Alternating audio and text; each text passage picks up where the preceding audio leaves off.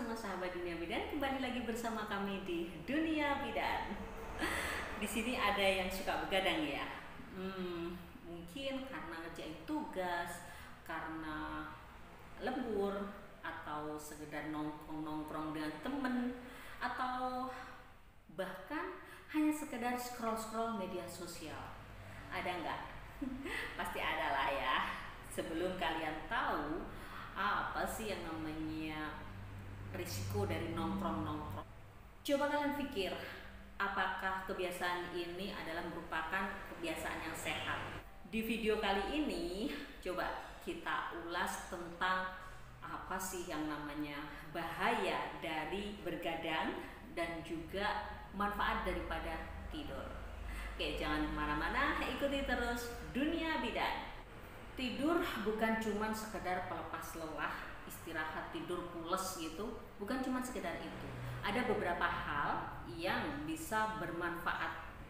Sebenarnya tidur itu adalah proses vital yang membantu tubuh kita untuk melakukan berbagai fungsi, yang membantu tubuh kita untuk melakukan fungsi penting seperti mengistirahatkan otot, memperbaiki sel-sel yang rusak, juga mengoptimalkan kerja otak, termasuk proses belajar dan memori, memperkuat sistem imun dan juga supaya nggak gampang sakit. Menurut American State Foundation, orang dewasa idealnya tidur antara 7 sampai dengan 9 jam dalam sehari.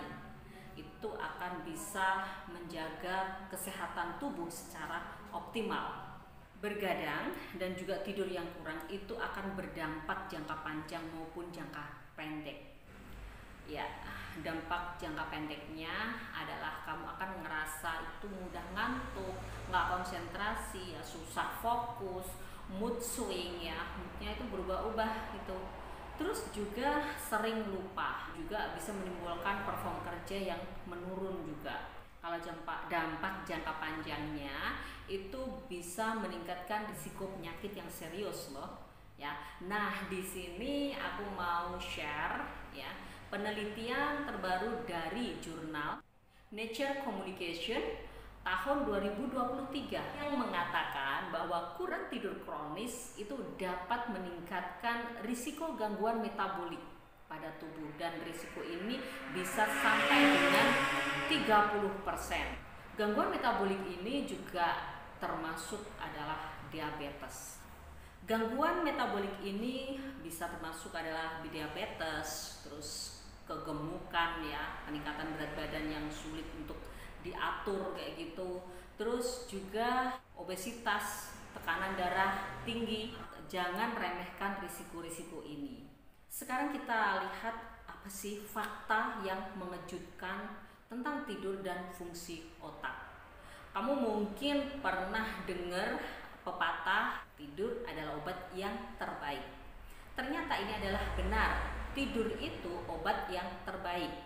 Ya, tidur itu cukup memiliki peran yang besar dalam kemampuan otak mengingat, dalam memproses informasi. Kalian tahu nggak? Menurut sebuah studi yang terbaru dari jurnal State Medicine Reviews tahun 2024 ya, kurang tidur itu mengganggu proses konsolidasi memori sehingga mempengaruhi daya ingat jangka panjang dan pembelajaran. Ini artinya kalau begadang terus-menerus, otak kamu nggak bisa menyimpan memori secara maksimal, dan pelajaran dan pengalaman itu dengan baik, nggak bisa terekam, nggak bisa tersimpan dengan baik. Mitos yang sering juga kita dengar, saya tetap bisa kerja kok dengan waktu tidur walaupun hanya sedikit. Tapi faktanya otak dan tubuh kamu itu butuh isi ulang setiap malam supaya bisa bekerja secara optimal dan tahan banting. Nah, ini aku ada tips ya bagaimana agar tidur itu bisa berkualitas, karena tidur itu ada walaupun durasinya lama tapi nggak bisa berkualitasnya. Bagaimana kita bisa tidur dan itu bisa berkualitas. Bagaimana sih caranya supaya kita bisa tidur nyenyak dan terhindar dari kebiasaan begadang. Nah, ini adalah tipsnya. Satu adalah buat jadwal tidur yang konsisten.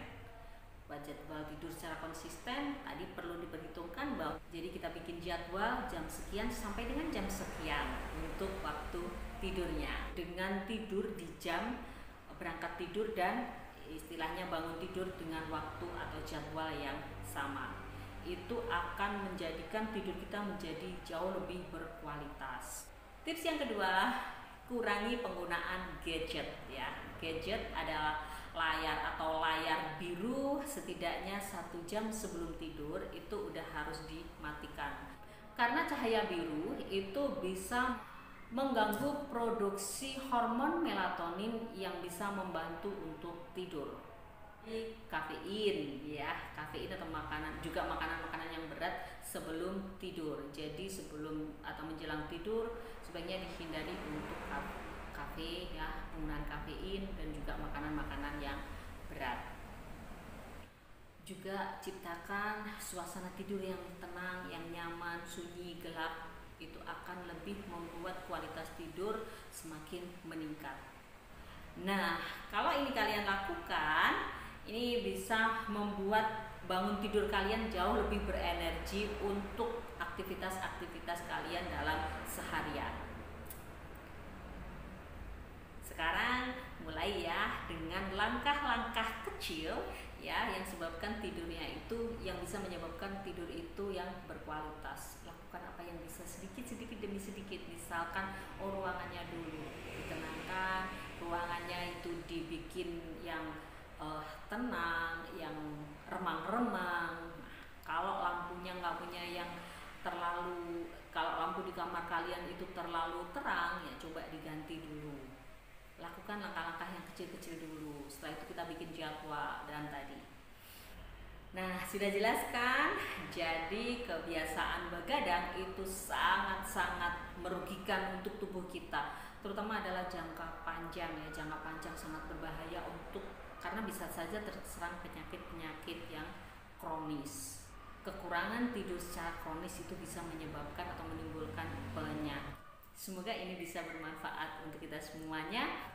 Jangan lupa buat di-share kepada yang lain agar lebih banyak orang yang bisa mendapatkan manfaatnya. Jangan lupa juga buat di-like, di-komen ya. Kalau masih bingung kita diskusi lagi, dan juga yang belum subscribe di-subscribe.